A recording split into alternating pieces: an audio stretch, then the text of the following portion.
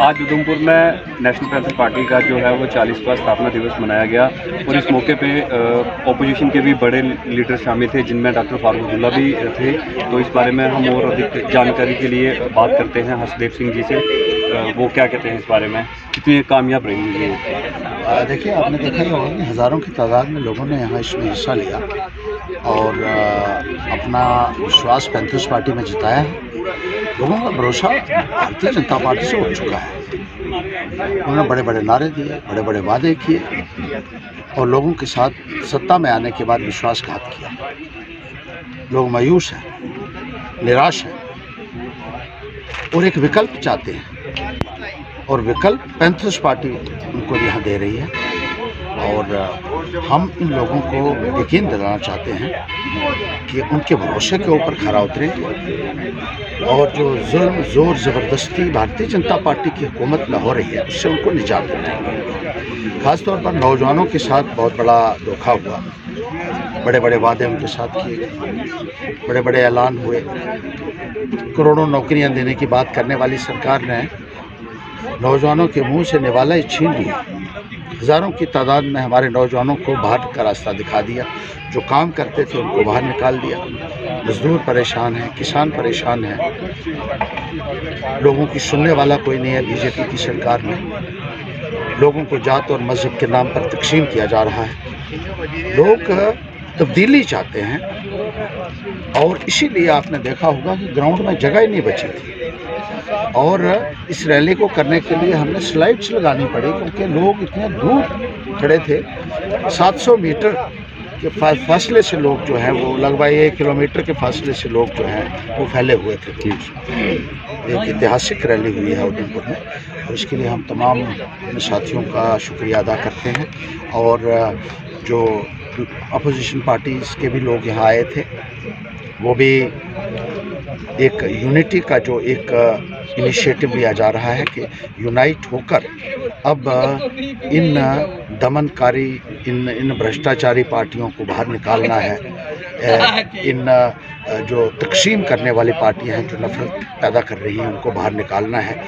एक इस संदर्भ में ये जो प्रयास भी एक चल रहा है कि मिलजुल कर सारे चलें, ये एक बहुत अच्छी शुरुआत। हर्षदेव जी, आपने अपोजिशन से अपील की, आपने शुरुआत की थी, सभी को एक मंच पर बुलाया और वो दिखा भी। तो इस दौरान कितना सक्सेसफुल रहा जो आपका इनिशिएटिव? देखिए, बहुत ही सक्सेसफुल हुआ है क्योंकि अभी हाल ही में दिल्ली में भी एक मीटिंग हुई अपोजिशन पार्टीज़ की, जिसमें कोई 18 अपोजिशन की पार्टियां जो हैं वो उसमें शामिल हुई और सब ने एक स्वर में ये कहा कि हम मिल कर चलना है। और ख़ास तौर पर जम्मू कश्मीर के साथ जो गलत हो रहा है, यहाँ की स्टेट छीन ली गई, यहाँ जमहूरियत से लोगों को महरूम कर दिया है। तो जमहूरियत की लड़ाई भी लड़नी है, स्टेट को वापस लेने की लड़ाई भी लड़नी है। लोगों को हक दिलाने के लिए इकट्ठा होकर चलना बहुत ज़रूरी है। सवाल सत्ता का नहीं है, सवाल लोगों को अधिकार दिलाने का है। तो लोगों को उनका हक मिलना चाहिए जो भारतीय जनता पार्टी उसे छीन रही है। जिस तरीके से महंगाई की मार लोगों को, मतलब बेरोज़गारी की मार लग रही है, लोगों की ज़मीनें छीनी जा रही हैं, लोगों के मकान ढहाए जा रहे हैं और लोगों के ऊपर आए दिन नए टैक्स लगाए जा रहे हैं। इससे लोगों को निजात दिलानी है और इसके लिए एक प्रयास था और वो बहुत सफल भी हुआ है। आपने देखा होगा ग्राउंड में कोई जगह ही नहीं बची जी। हर चीज़ एक चीज़ और, डॉक्टर फारूक अब्दुल्ला जो आज के फंक्शन के मेन चीफ गेस्ट थे, उन्होंने ईवीएम की तरफ इशारा किया। उन्होंने कहा कि ईवीएम को जो है वो मैनिपुलेट किया जा सकता है। तो अगर ऐसा हो रहा है, जैसा हो सकता है, तो एज अपोजिशन, क्योंकि आप सभी लोग एक प्लेटफॉर्म पे आ रहे हैं जो बीजेपी के खिलाफ हैं, जितनी भी पार्टियाँ, तो इस परेशानी से कैसे निपटने की, कैसे निपटेंगे? एक अपोजिशन के आने से भी एक जो दबाव बनेगा उसका हर तरीके से फ़ायदा मिलेगा अपोजिशन पार्टीज़ को। और जो लोग ऐसा करते हैं उनके ऊपर ख़ास तौर पर नज़र रखी जाएगी कि ईवीएम के साथ कोई भी छेड़छाड़ ना हो।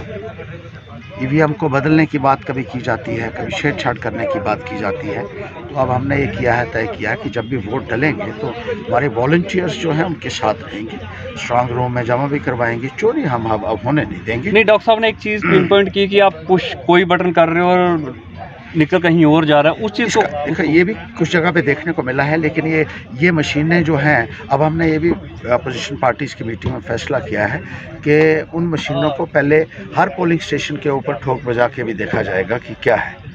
कि क्या ये सही चल रही है या क्या इनको डॉक्टर तो नहीं किया गया है, इनके साथ कोई छेड़खानी तो नहीं की गई है। उस संदर्भ में भी जो है वो मुस्तैदी से काम होगा। और अब आप देखेंगे, अब भारतीय जनता पार्टी जो है उसको ये हरकतें जो हैं वो ज़्यादा देर तक कर नहीं पाएगी, अब ज़्यादा खड़ी रह नहीं पाएगी। अब उसको शिकंजा हमने मिलकर यूथ भी अगेंस्ट हो गया, रोज कैंडल मार्च निकल रहे हैं, यूथ ऑपोजिशन अगेंस्ट की है, सपोर्ट है यूथ को, किसान अगेंस्ट है, मजदूर अगेंस्ट है, ट्रेडर्स अगेंस्ट है कि रोज़ाना नए टैक्स उनके ऊपर लगा रहे हैं। कस्बों के अंदर और गांव के अंदर दोनों जगह लोग निराश हैं। प्रॉपर्टी टैक्स कहीं का ऐलान करते हैं और कहीं ये ज़मीनें खाली करवाने की बात करते हैं। उसकी वजह से लोगों में एक भारी रोष है और इसका सिला भारतीय जनता पार्टी को आने वाले वक्त में मिलेगा। सर उधमपुर की जनता ने तो आज आपका साथ देके दिखा दिया है कि वो बाकी परेशान है, तो क्या इस तरह के प्रोग्राम बाकी के डिस्ट्रिक्ट में बिल्कुल भी होंगे, अब दूसरे ज़िलों में भी होंगे। अब सांबा में करेंगे, जम्मू में करेंगे, तो एक शुरुआत जो है वो हो चुकी है।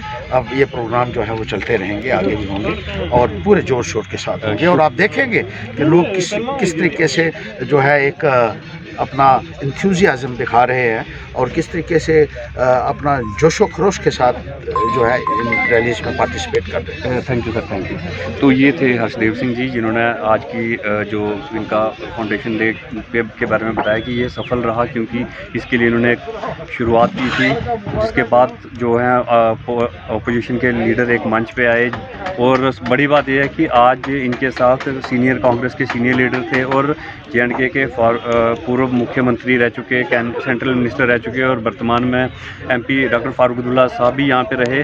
और फारूक अब्दुल्ला साहब ने अपने जो एड्रेस में EVM का जिक्र किया और उन्होंने थोड़े डाउट जाहिर किए कि EVM के साथ मैनिपुलेशन हो रही है, जिसकी वजह से BJP को फ़ायदा मिल रहा है।